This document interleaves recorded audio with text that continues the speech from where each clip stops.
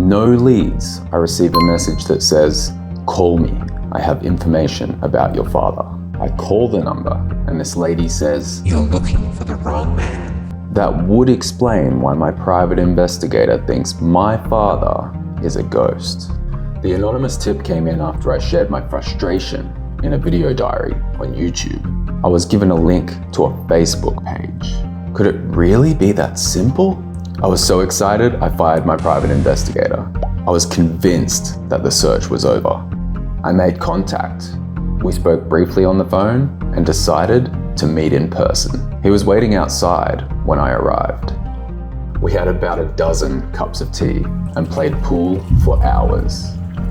His wife organized a paternity test for us. Everyone kept saying they could see the resemblance. I felt an instant connection, like something deep inside me was unlocked for the first time. Suddenly, I could see into the past. I had discovered my mother's entire social network.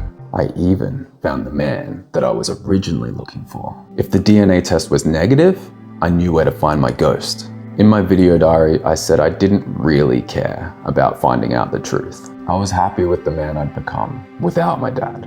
But everything changed. I didn't know how important this would feel for both of us. It was emotional when we met. It was like we were frozen in shock. His wife had to usher us to some chairs just to sit down.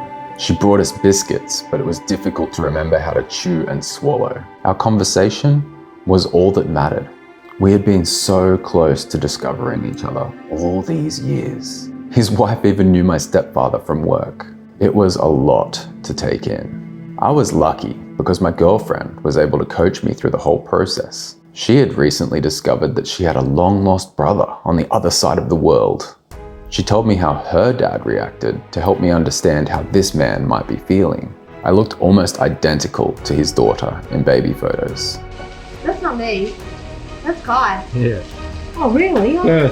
Oh, wow. Old photos of him were indistinguishable from old photos of me. He was also a thrill seeker in his youth, just like me. He said that his early 20s were a tiny bit chaotic. He didn't blame my mum for disappearing. I showed him some footage of my friends and I growing up.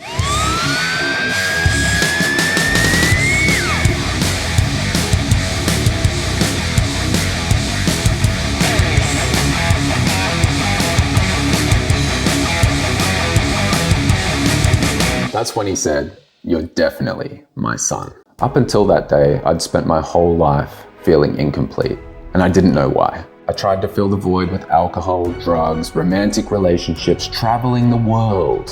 Anything that could distract me from the feeling that something deeply important was missing from my life. But I couldn't ignore it forever. I was full of resentment. It felt like it was me against the world. I often lashed out at mentors who were just trying to help me. I was stuck in a loop. The destructive rage inside of me became so powerful that I was afraid of my own anger. I tried everything to heal myself. I turned my whole life into a mental health documentary. I interviewed dozens of people. It was Steve Richards who showed me the keys to my own healing using holographic kinetics. I became a student. I spent 2 years peeling back the layers of rage and resentment. I started to question all of my assumptions and beliefs. I started having visions of my father. He was not at all like the man my mother described to me. That's why I started looking for him. I felt guilty that I didn't trust my mom, and I was angry that I felt guilty. I totally understand why people choose not to ask these difficult questions, but personally, I'm glad I did. Of course, Dad wanted to make up for lost time. He taught me how to ride. I started on a little quad bike and worked my way up. I could barely keep up with my little sister. She also had more mechanical knowledge than me. Dad could pull apart an engine and put it back together in no time. He taught me how to service my own car. We had a lot of catching up to do. I didn't have much time before our whole world was going to change again. We went fishing in the boat and four-wheel driving on the beach. Dad even took me skydiving, something that's always been on my bucket list. My sister loves making content as well. She likes to get everyone involved. She reminded me why I love making videos. 2 months after I surprised my dad by showing up on his doorstep, I surprised him again. My girlfriend was pregnant. It felt like I was finally ready to become a father, now that I had found my father. We organised a baby moon to celebrate the good news. Healing is worth it, no matter how uncomfortable it feels. I hope this video inspires and empowers anyone who is disconnected from their family and facing that lack of identity. While my life looks incredible now, I just want people to know that it wasn't always sunshine and rainbows, and it was actually quite uncomfortable to move through all of the experiences that I needed to move through to arrive here. It's almost as if the entire world wants to pretend that the hard times and the dark times don't exist.